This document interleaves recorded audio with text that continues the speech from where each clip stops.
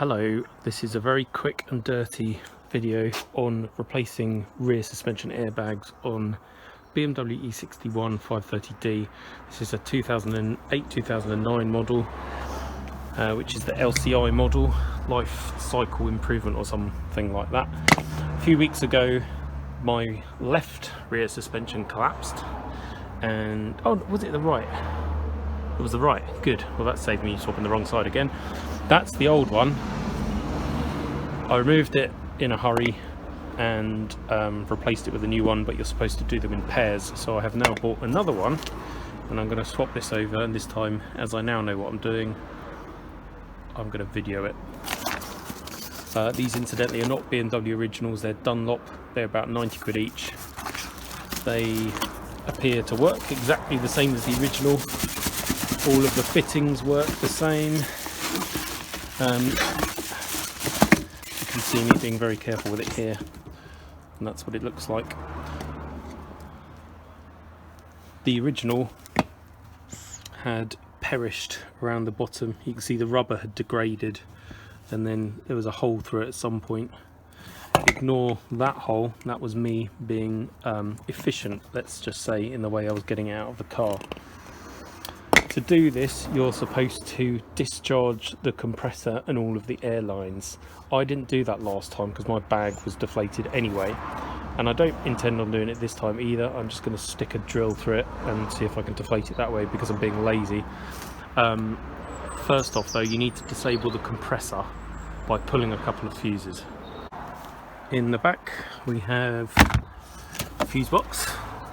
This being an LCI car, it is fuse 52 and 81.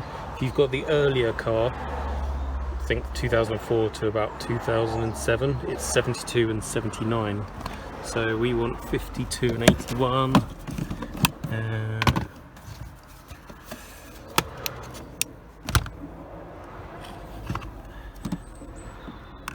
Where are we? 52 is that bad boy.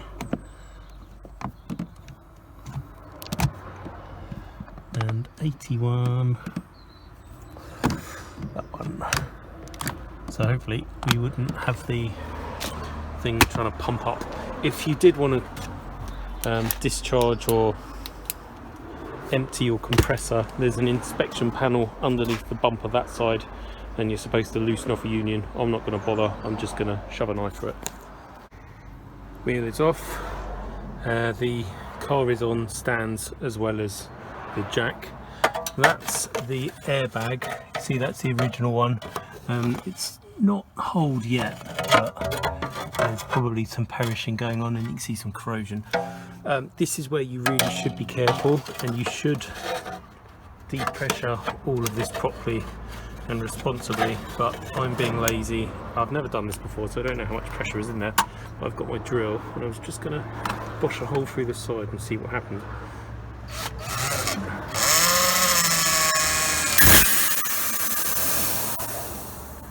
No explosion, which is good.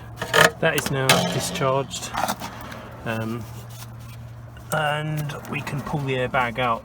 These are on a 90-degree turn, so that's the top, just has that 90-degree fitting, so you just should rotate it and pull it down, and then we'll have the connection to the airline to undo. That is also interesting if you don't have the right tool, but I shall show you how I did it. So 90 degree, and then this should all collapse down. We should be able to pull the fucker out. Might need two hands, so camera will have to, there we go. There we go. That is now done. Right, this bit, there is only a very small amount of hex showing on the top of that brass union. You do not want to round that union, you do not want to fuck with it if you don't have to.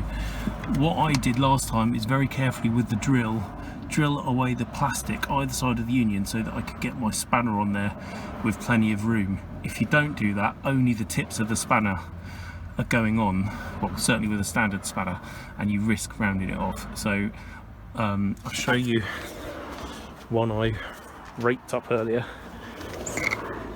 You can see either side there and there I just chewed the plastic away with the end of the drill so I could get a spanner on there. As an additional explanation of what I mean, this is a standard 10mm spanner, and if you look, it's barely on there. If I push that, it's just going to try and twist off and knacker it. So I will remove the plastic there and there so that I can push the spanner on further. And to do that, I'm going to use the end of the drill. You also do not want to damage that red bit, so beware. That bit is undone, the union is undone rather. This rubber collar, if you pull that off the top of the airbag, you can see the little groove through which the airline runs in the top of the airbag. So you just move that round and it will unclip. You want to keep the rubber boot, obviously, but you can get rid of the airbag now. Old airbag there.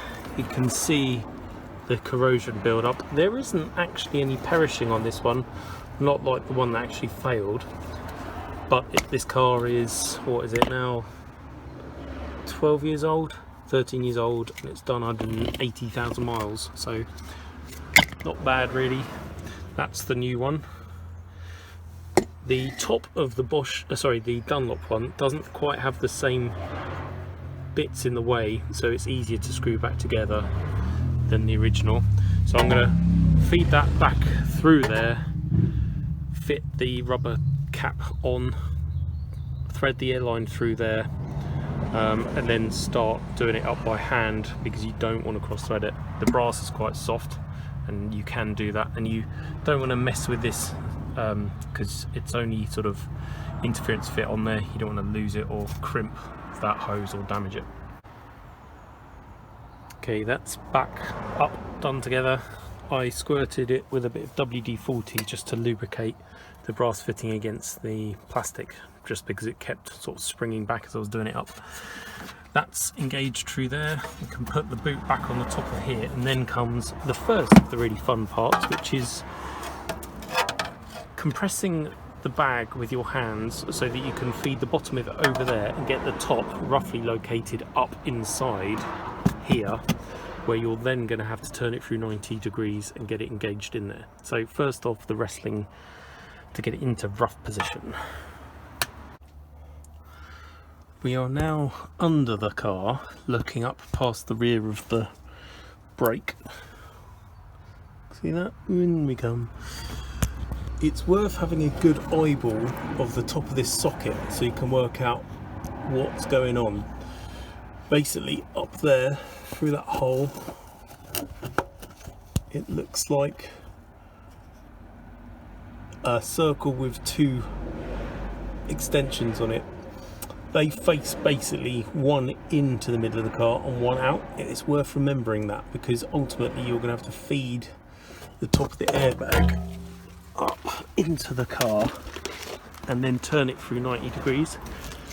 So it goes up like that and then turns, like, it may not even be 90 degrees, but it's one of those things, you feel it. And to undo was that way, so to do up will be that way.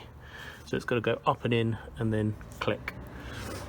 But maybe before you remove the original one, just feel what it's like to take it out and put it in a few times before you actually remove it entirely. Annoyingly, that went in better than I thought, so I was going to show you what it looks like from this side, but now it's in, I'm not going to put it out to show you. But basically, I wrestled the airbag into position. I got the bottom located over the stud on here, on its plastic mounting, and then oriented the top roughly in position. Then with my hand, my left hand, just reaching over the top from this side, I could feel the wings of the top of this and the hole in the underside of the car, and just rocked it backwards and forwards until it popped in. And then I turned it, about 30 degrees probably, that way. So screwing it up into the car almost, and it locked in. So that's the way I've done it. Okay, car is back on the ground, sitting very low this side. Apologies for the darkness, but yeah, very low. We'll plug the fuses in and see what happens. Kind of curious myself to see what happens. I didn't pay any particular attention to which fuse I undid in which order.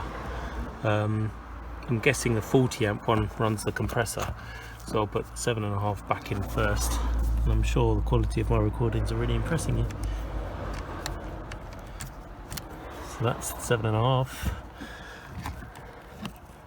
that's the 40. I think it might need the ignition on and off to get it to actually do anything useful.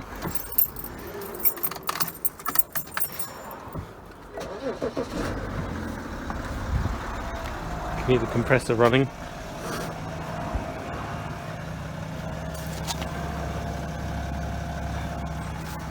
Would help if we had some lights. Oh, that was it. You could hear the airbag seating itself.